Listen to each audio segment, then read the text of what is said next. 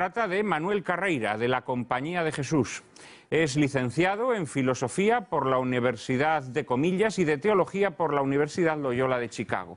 Su formación como científico incluye el máster en Física por la Universidad John Carroll de Cleveland y el doctorado con una tesis sobre rayos cósmicos en la Universidad Católica de Washington. Miembro del Observatorio Astronómico Vaticano, ha sido profesor de astronomía en las universidades de Washington y Cleveland y de filosofía de la naturaleza en Comillas. Autor de obras como Metafísica de la materia, también ha colaborado en proyectos como asesor de la Agencia Espacial de los Estados Unidos, NASA. Muy buenas tardes. Padre Carreira, muchísimas gracias por hacernos el honor de visitar el Plató de Lágrimas en la Lluvia. Gracias por haberme invitado con gente tan ilustre. Es un honor para todos nosotros. Yo tuve conocimiento de su obra y de su trabajo, bueno, y de su persona a través de nuestro común amigo, el doctor Palacios Carvajal, que visitó el Plató de Lágrimas en la Lluvia la pasada Semana Santa, en un programa que dedicamos a la Sábana Santa de Turín. El doctor Palacios Carvajal ha escrito mucho, naturalmente, sobre la resurrección de Cristo y me pasó unos trabajos que usted, Padre Carreira, ha escrito sobre la resurrección desde la óptica del científico, que verdaderamente me parecieron llenos de perplejidades, de vislumbres auténticamente geniales. Así que es un placer para mí que hoy nos acompañe. Y cierra esta... Vamos a hablar sobre los límites de la ciencia, si es que la ciencia tiene límites o por el contrario es ilimitada. María Cárcava nos introduce en el asunto. Durante siglos se entendió que ciencia y fe proporcionaban formas de conocer la realidad complementarias con metodologías distintas. La fe proporcionaba un conocimiento sobre Dios y sobre los planes de Dios para el hombre, sobre el sentido de la vida humana. La ciencia, por su parte, proporcionaba un conocimiento sobre el funcionamiento de la materia. Cuestiones como la dignidad o libertad humanas quedaban fuera de su ámbito. Pero llegó un momento en que la idolatría de la ciencia quiso erigirse en la única sabiduría o certeza posible. Todo lo que no se pudiera cobijar en el ámbito científico quedaba automáticamente descalificado como mera superstición. El afamado científico Stephen Weinberg, premio Nobel de Física, ha llegado a afirmar que cualquier cosa que puedan hacer los científicos para debilitar el dominio de la religión debe hacerse, y puede que esta sea nuestra mayor contribución a la civilización.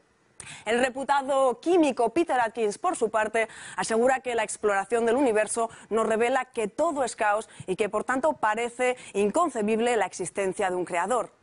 Pero la fría metodología científica nos enseña exactamente lo contrario. Hallamos un orden molecular, un orden en la configuración genética, un orden en el funcionamiento de nuestras glándulas, un orden en el movimiento de los cuerpos celestes, etc. Francis Collins, director del proyecto Genoma Humano, llegó a afirmar que como científico una de las experiencias más gozosas es aprender algo que ningún ser humano ha entendido antes. Tener la oportunidad de ver la gloria de la creación, su complejidad y su belleza es realmente una experiencia única. Los científicos que no tienen una fe personal en Dios también experimentan el gozo del descubrimiento, pero tener la alegría de descubrir algo, uniéndolo a la alegría de dar culto a Dios, es verdaderamente un momento grandioso para un cristiano que también es científico. Hoy día esta alegría que expresa Collins es motivo de rabiosa aversión entre muchos científicos que han decidido emplear su prestigio social en una absurda refutación de la existencia de Dios que desborda el ámbito del estudio científico, haciendo que su ciencia se interne en el ámbito de las opiniones personales, que era exactamente la calificación que la idolatría de la ciencia reservaba a las creencias religiosas.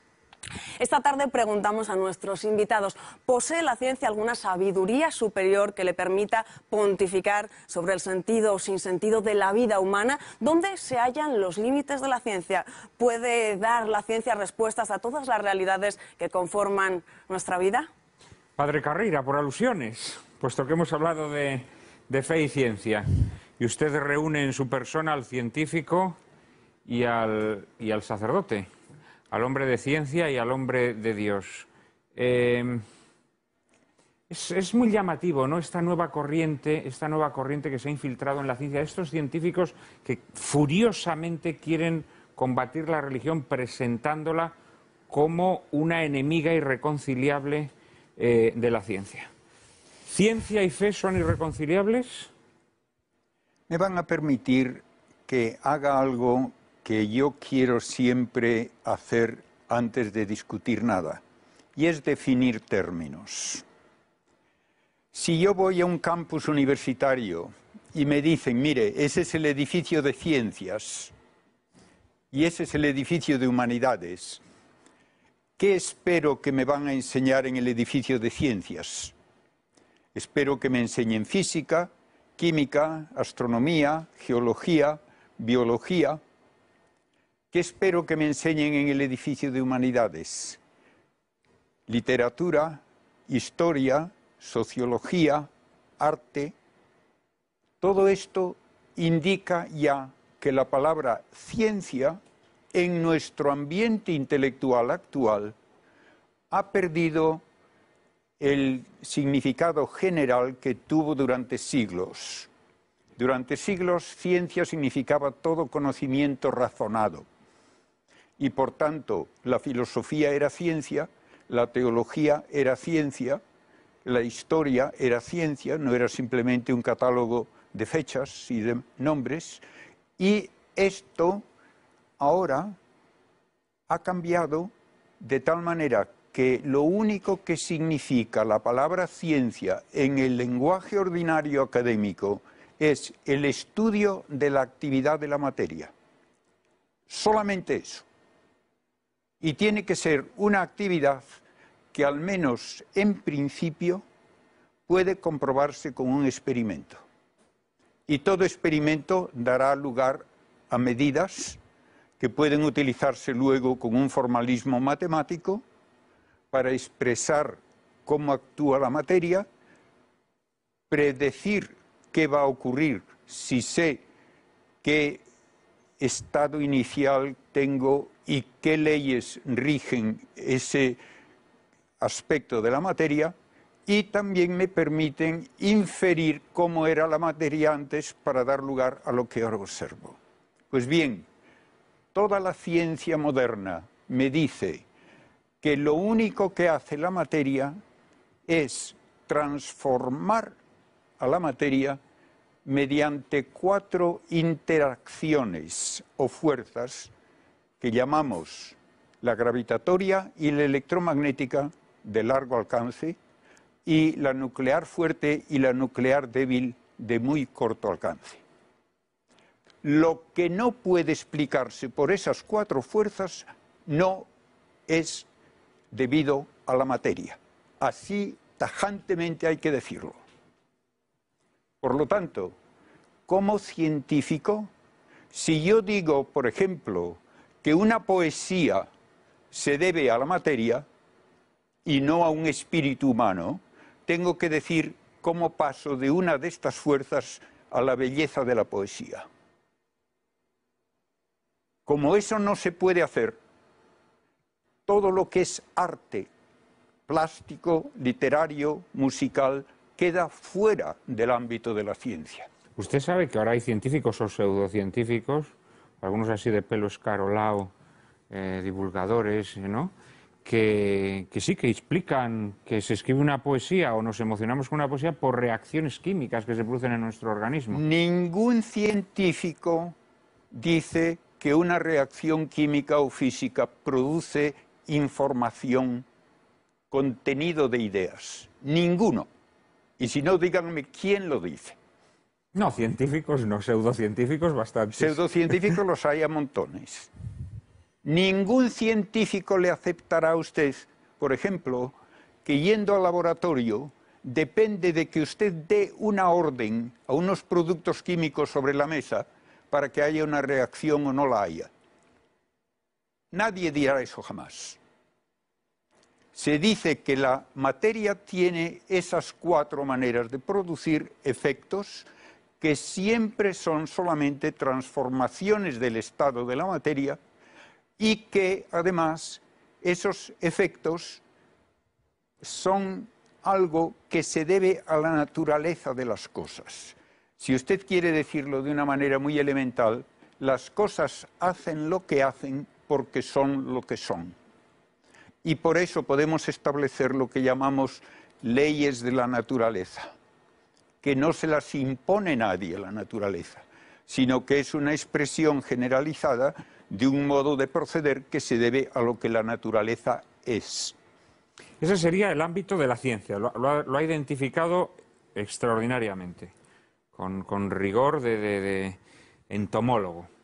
¿Y cuál sería el ámbito de la religión? El ámbito, antes de meterme en la religión, de lo que no es experimentable, de lo que no se puede atribuir a esas cuatro fuerzas, implica arte, literatura, filosofía, teología.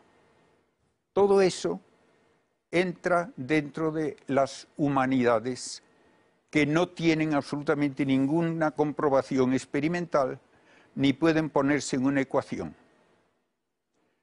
Dentro de ese campo de las humanidades, la fe es el conocimiento recibido directamente de Dios acerca de la realidad de Dios y del destino humano.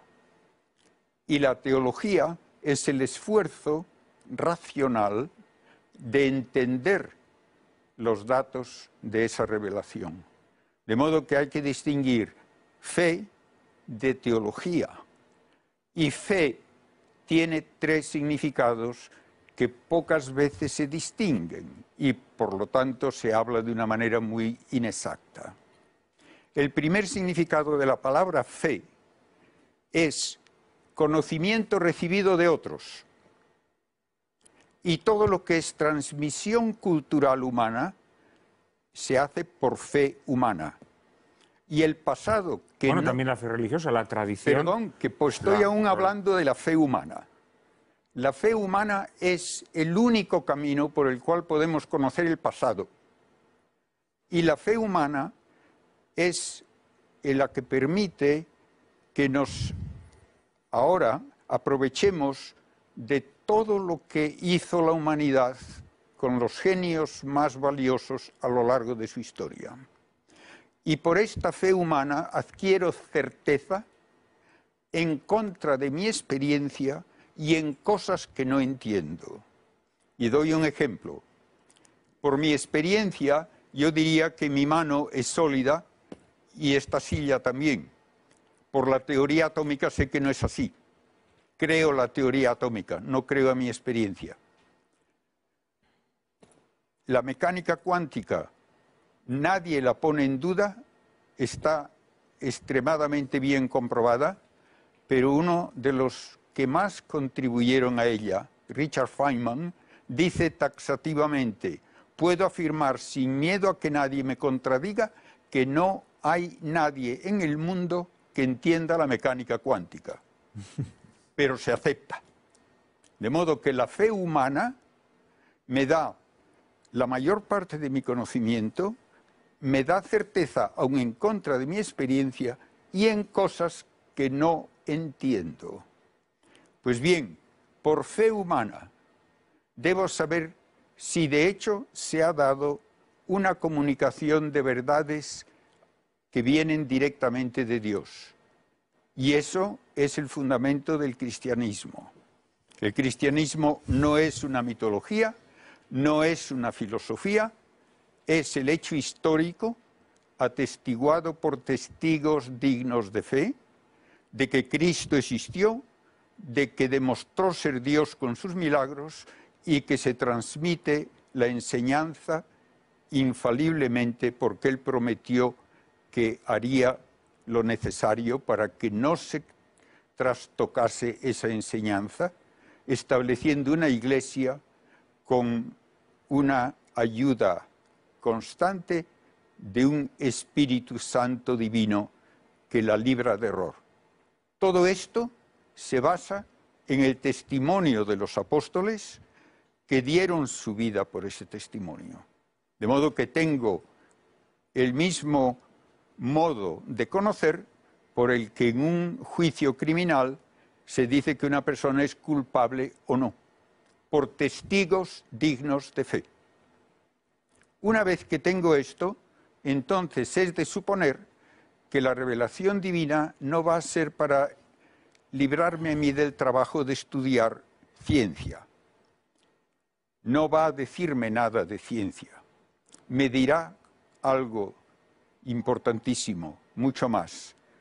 ¿Cuál es la relación de mi existencia con Dios y cuál es mi destino eterno?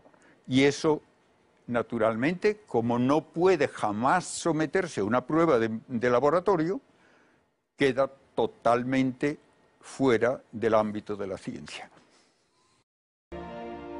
Estábamos hablando, muy buenas tardes otra vez, estábamos hablando de los límites de la ciencia, de esa confrontación casi belicosa, podríamos decir, entre esa ciencia endiosada que ha decidido que la religión tiene que ser expulsada a los suburbios de las supersticiones y que nada tiene que decir sobre las realidades de la vida.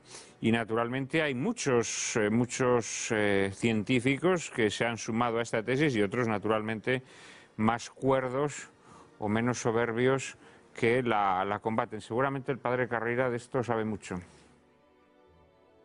Voy a mencionar que hay científicos que cumplen el dicho de que todo hombre es naturalmente filósofo y por tanto que no se limitan a hablar como científicos, unas veces correctamente, otras incorrectamente. Steven Weinberg, premio Nobel, al que se citó antes, tiene un libro que se titula Los 3 primeros minutos. Habla del origen del universo y su evolución. El último párrafo del libro es verdaderamente desolador. Dice textualmente: cuanto más conocemos el universo, más absurdo parece. Y uno le puede preguntar, ¿por qué dice usted eso? Y da la razón. Es absurdo que haya un universo tan lleno de maravillas, tan lleno de hermosura, para luego destruirlo todo.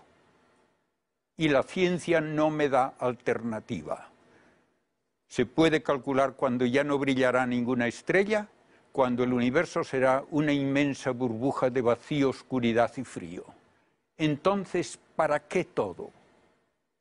Y como no tiene otra respuesta, dice, el universo es absurdo. Y otro científico, después de un congreso también de astrofísica, decía, el universo parece ser una broma de mal gusto. Si uno no ve nada más que lo que hace la materia, el universo es absurdo. Otro ejemplo reciente, Hawking escribe un libro, El gran diseño, donde dice la estupidez mayor que puede decir un científico como físico. Dice que la nada, por gravitación, da origen a múltiples universos. ¿Para qué científico hay gravitación si no hay materia? La gravitación es el resultado de la existencia de materia. La nada no puede dar nada de sí porque no tiene propiedad alguna. Einstein, en una ocasión en que le preguntaron si pensaba que la física podría finalmente explicarlo todo, contestó, tal vez, pero no tendría sentido. Dice, sería como decirme que da lo mismo ver una gráfica de presión atmosférica cuando está tocando la orquesta que escuchar una sonata de Beethoven. No es lo mismo. Y finalmente, lo que quiero subrayar es que la racionalidad humana tiene como efecto universal la búsqueda de verdad, belleza y bien. Toda verdad en todos los campos, y la verdad es decir que las cosas son lo que son realmente, no lo que a mí me gustaría.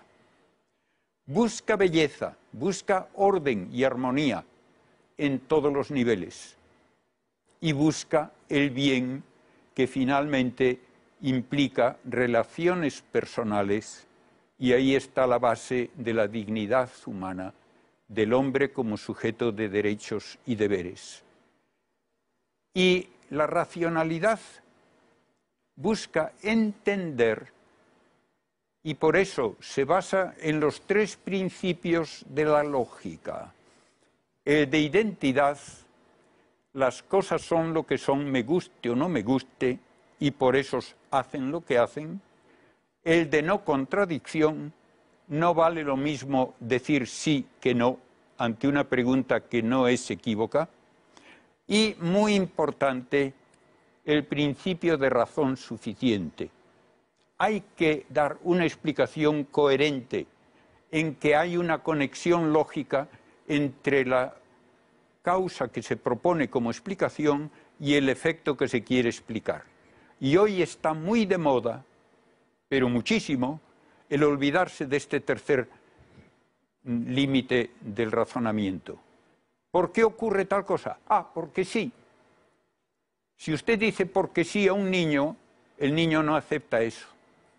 ¿Por qué existe el universo? Porque sí. ¿Por qué aparece la vida? Porque sí. Como eso suena muy mal, dicen por azar. ¿Es el azar una fuerza física? No. ¿Puede usted hacer un experimento para medir azar? No. ¿Puede usted poner azar en una ecuación? No. ¿Es una propiedad de la materia? No. El azar solo es una manera de establecer que estamos intentando relacionar cosas que entre sí no tienen relación causal o lógica. Pues esto hoy está muy de moda. Y así lo dice también Hawking, cuando dice que por azar, de la nada, sale una infinitud de universos. Verdaderamente da pena, da vergüenza ajena que este hombre, que es inteligente y además está en una silla de ruedas, haya bajado tanto en su modo de pensar para decir esas estupideces. Claro, realmente Hawking podría ser un ejemplo de un científico extraordinariamente dotado que, por ese reclamo de la ciencia convertida en espectáculo de pasarela, pues se ha rebajado a escribir estos enunciados tan insostenibles desde el punto de vista científico, ¿no? Mientras estaba hablando de esa afirmación de Weinberg, ¿no?, que él es capaz, con su conocimiento científico, de anticipar el fin, la extinción del universo, ¿no? Estaba recordando una conversación que usted y yo manteníamos antes en un intermedio sobre el ajolote, ese animal tan extraño, ¿no?, que es casi como un capricho de la naturaleza, ¿no?, que mientras la charca en la que vive se va desecando, él se va encogiendo, se amustia, parece que está muerto, ¿no? Y al final se transforma en otro organismo totalmente distinto. Podríamos poner el ejemplo también de la mariposa.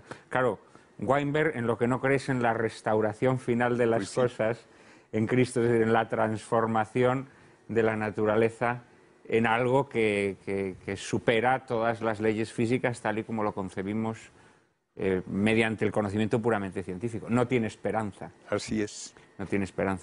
Prácticamente nos pone en suerte con el segundo tema que queríamos proponeros hoy, que era que desde vuestras respectivas disciplinas nos expusierais aquellos puntos mayores de fricción en los que la ciencia desbordada, esta ciencia endiosada, no tiene ya ningún tipo de frenos morales. María Cárcava nos introduce en el asunto. Desde el origen de los tiempos se ha planteado al raciocinio humano el conflicto entre lo factible y lo admisible, entre el uso correcto o inadecuado, incluso perverso, del conocimiento. En 1974, el biólogo molecular Paul Berg, en una reunión mundial de microbiólogos celebrada en Asilomar, California, solicitó que nunca se realizaran experimentos que pudieran conducir a la transformación de bacterias inocuas en patógenas. De esta reunión surgió lo que se ha dado en llamar el grito de Asilomar: no todo lo que es científicamente posible es éticamente aceptable. Pero el endiosamiento progresivo de una ciencia que no admite límites en su ámbito de estudio ha convertido aquel grito de Asilomar en papel mojado. Cada vez son más los científicos que consideran que conceptos como el de naturaleza o dignidad humanas deben ser reelaborados y restringidos en su vigencia a lo que establezcan los avances de la ciencia. Esta ruptura entre ciencia y moral ha afectado tanto a la metodología científica como a su fin último, que no es otro sino el bien del hombre. En nombre de la ciencia se han aprobado prácticas eugenésicas encubiertas, se han explotado abusivamente los recursos naturales, se ha procedido a la modificación genética de seres vivos, se han puesto en circulación fármacos que luego se han probado nocivos para la salud. Y aquí podríamos preguntarnos si esta nueva ciencia, que no reconoce frenos en su investigación, no disfraza el endiosamiento del científico, que en su búsqueda de dinero, honores, reconocimiento y aplauso social no vacila en justificar las prácticas más aberrantes. Diríase que la ciencia, empeñada en satisfacer una demanda creciente que le asigna un papel de oráculo o panacea universal en nuestra sociedad, hubiese empezado a pegarse topetazos contra una pared en la que no puede abrir brecha y, lejos de cejar en su loco empeño, estuviese dispuesta a descornarse hasta convertir su fracaso en una suerte de orgullosa demencia. Hoy contamos entre nosotros con invitados que desarrollan su investigación en los más diversos ámbitos de la investigación científica. ¿Cuáles son, a su juicio, aquellas cuestiones en que la disciplina científica que representan corre el riesgo de despeñarse en su incapacidad para detenerse ante aquello que es éticamente inaceptable? Padre Carreira, quizá en el ámbito de la astrofísica donde usted se mueve haya menos cuestiones que bordean el ámbito del desenfreno ético o moral, pero en cambio lo que sí hay es algo que María Cárcava también mencionaba en su introducción, que es esa ciencia degradada que se somete a los mecanismos pues, del sensacionalismo mediático, que se somete a los mecanismos del interés comercial, en definitiva, la ciencia convertida en espectáculo, ¿no? Lo que usted dice de que en la astrofísica no vamos probablemente a impactar la vida personal de nadie.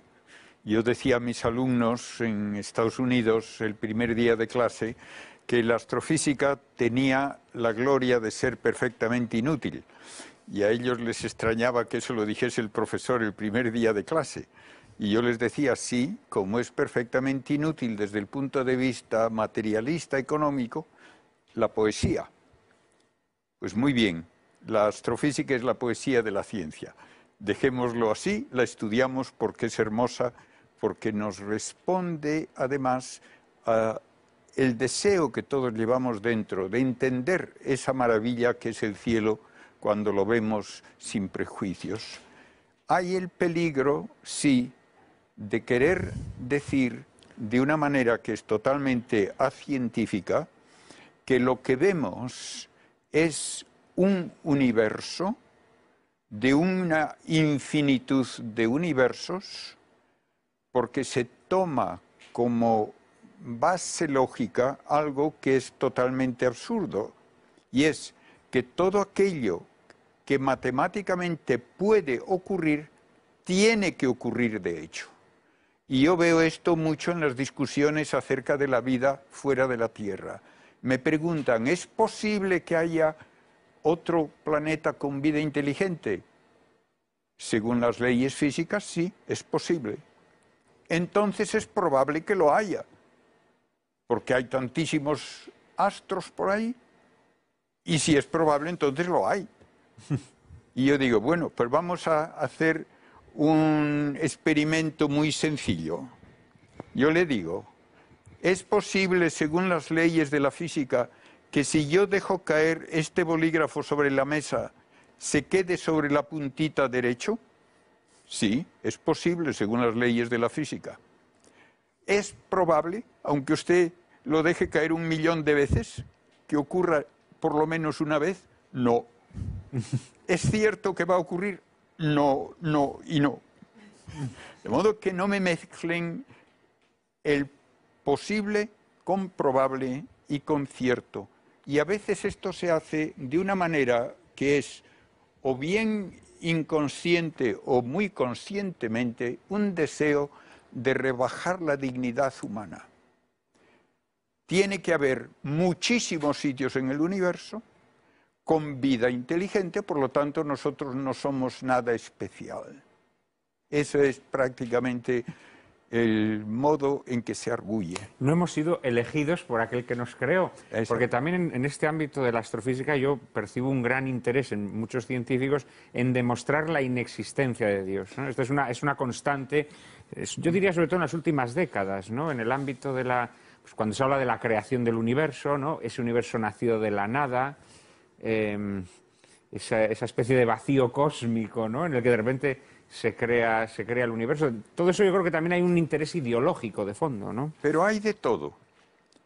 Por supuesto, Son por supuesto. físicos, son astrofísicos, no filósofos, no teólogos, los que han propuesto en los últimos 60 años el llamado principio antrópico, que es, por consideraciones físicas, se puede preguntar qué ocurriría si el estado más primitivo del universo en el Big Bang hubiese tenido una variación, por así decirlo, digna de mención, o en la cantidad de materia del universo, o en la fuerza de cada una de las 4 interacciones que rigen el proceder de la materia. Y una vez tras otra, cuando se hace ese cálculo, se dice, no podría existir vida inteligente. Y entonces llegan a la conclusión, el universo desde su primer momento está ajustado con una precisión extraordinaria, en algún caso de hasta 50 decimales, y de no estar ajustado con esa precisión, la vida sería imposible aun en un único planeta. Esto es algo que uno de los físicos de mayor prestigio del siglo XX, John Archibald Wheeler, pone en un artículo que yo he citado muchas veces, donde dice, hay 2 preguntas básicas. Primera, ¿por qué hay algo en lugar de nada? Segunda pregunta, ¿qué relación hay entre las propiedades del universo ya en su primer momento y nuestra existencia? Y dice, si no sabemos contestar a estas 2 preguntas, tendremos que confesar que realmente no entendemos nada. Y él hace luego un raciocinio que podría haber firmado Santo Tomás, donde dice, la propiedad más absolutamente propia de la materia es su mutabilidad.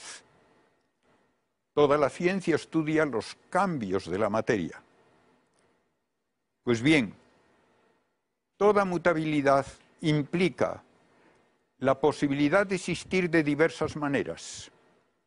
Aquello de que hablamos como mudable no está determinado esencialmente a existir solo de una manera. Y luego añade, todo aquello que puede existir de diversas maneras tiene que ser ajustado extrínsecamente para que exista de una manera concreta y no de otra de las posibles. Tiene que haber alguien que lo haya ajustado. Y por tanto, el universo tuvo que ser ajustado ya en su primer momento, y ese ajuste tiene que tener un fin, y el fin que se descubre es ajustarlo para que pueda existir la vida humana. No nos importa hablar de otros universos, no nos importa hablar de otras humanidades.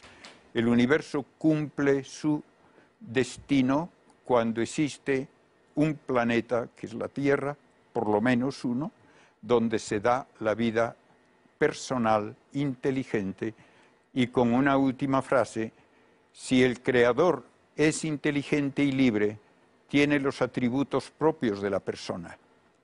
Para una persona, la razón última de crear no puede ser que le gusta ver quemarse estrellas, ni que le gusta ver lagartijas corriendo por el suelo.